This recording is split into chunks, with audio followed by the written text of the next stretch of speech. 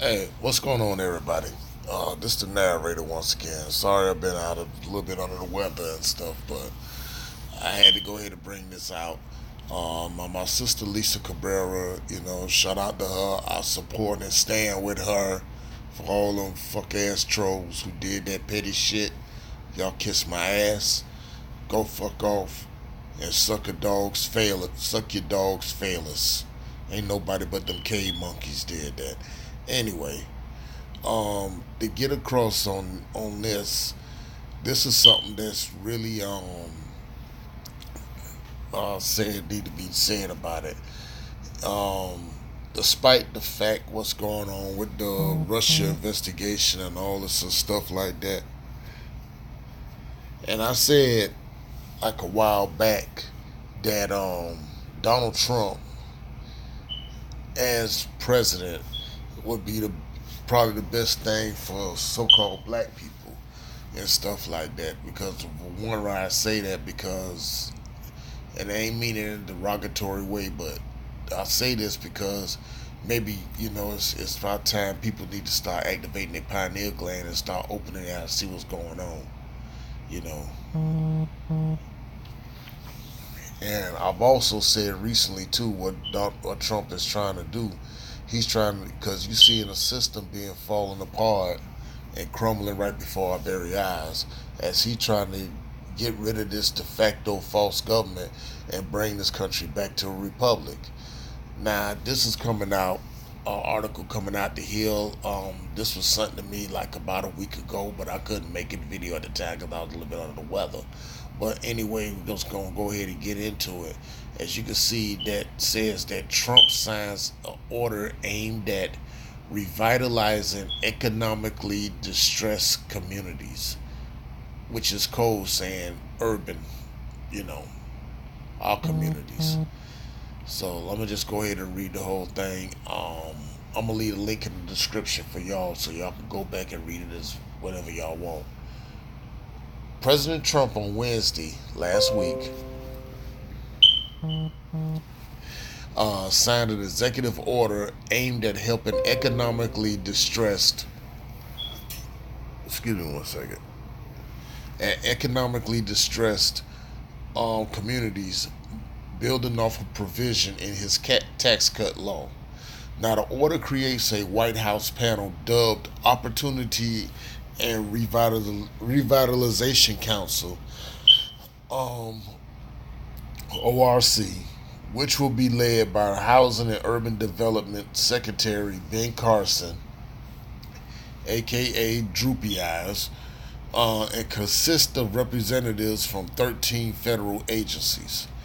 Now, at a signing ceremony at the White House, Trump called the council a quote unquote very big thing and said that the council will help utilize government resources to rebuild impoverished neighborhoods that have been ignored by Washington in years past, which is actual facts. I'm not going to lie. I'm not going to lie.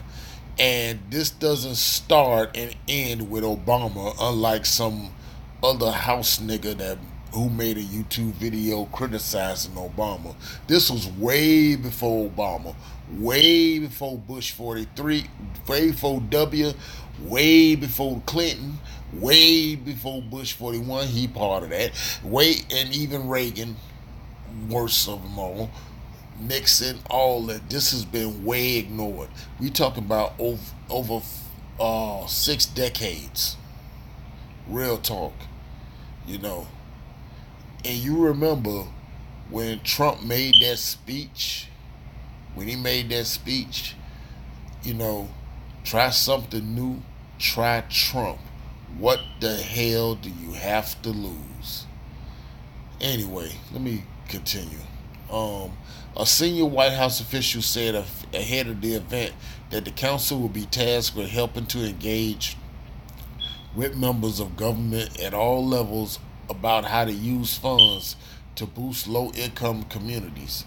Now, the executive order is designed to supplement a piece of Trump's 2017 tax cut law known as Opportunity Zones. Now, under the Opportunity Zone programs, investors can receive capital gain tax breaks if they invest in distressed areas that were certified by the Treasury Department. Now, more than 8,000 communities nationwide where nearly 35 million people live are in opportunity zones. I domicile in an opportunity zone. Treasury Secretary Steve Mnuchin, the one that looks like a gibbon with glasses, has said that he expects that there will be about 100 billion in private capital invested in the zones. 100 billion. 100 billion. Now I'm gonna be real with you. I'm gonna be real with y'all about something. Um, I have my issue with President Obama on certain things that he could have did, should have did, could have did, but we know due to the Tea Party and all this other stuff like that. But this is something that he could have easily took care of. He did some good things. I'm not gonna lie. That again, some YouTubers don't talk about. Some of these old coon YouTubers don't talk about it. It's been a long time they used the term coon, but you know. But anyway, I'll get better. Let me continue. Now, Mnuchin, Carson, and several other administration officials attended the executive order signing, as did Senator Tim Scott, brother who's a Republican from South Carolina, and several local government officials and religious and business leaders. In other words, preachers, the pimps in the pulpit. I told y'all.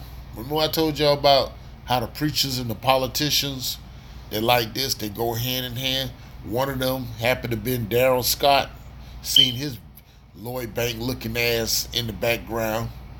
Anyway, now the new White House council will aim to streamline and target existing federal programs so that they benefit opportunity zones, examine legislative proposals, and potentially regulatory reforms, develop reports on ways to encourage investments in distressed communities, and work to ensure that the government can collect the necessary data so they can measure the results of the Opportunity Zone programs and governmental actions, the senior White House official said.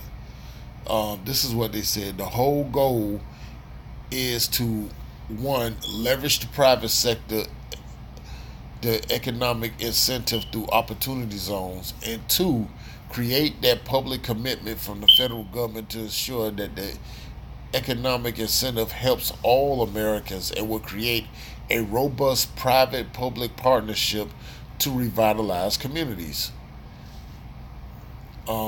This was said by J. Smith, who's the Special Assistant to the President on Legislative Affairs.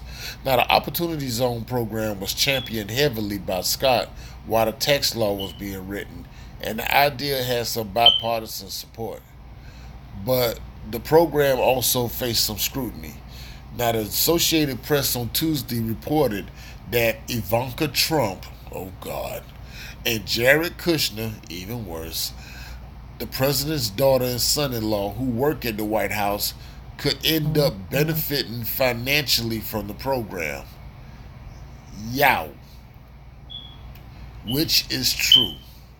Which is true. Now, I kind of find it the timing for him to do this, because here's another thing that happened a few weeks ago too.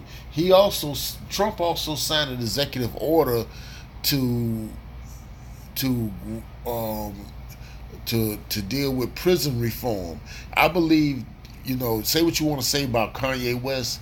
Kanye had a hand with that too, because when he was at that White House, remember when he was wearing the MAGA cap, saying that make him feel like Superman and Jim Brown and all that. But Kanye was right about, like, you need prison reform and all that, And what about with Larry Hoover? But it's strange how he mentioned Larry Hoover, but he forgot to mention Chief Malik. With Jim Brown sitting in there and all that. But give me 1 second. I'm gonna try to find I'm gonna just show you something with that. But what do y'all think on this though? I want to show y'all a list real quick. Just give me 1 second. Just give me 1 second. Staff shakeup. Republican presidential candidate Donald Trump is facing a new backlash, this time for his attempt to get black voters to vote for him in the November election. At a campaign rally near Lansing, Michigan on Friday, Trump asked what African Americans have to lose by voting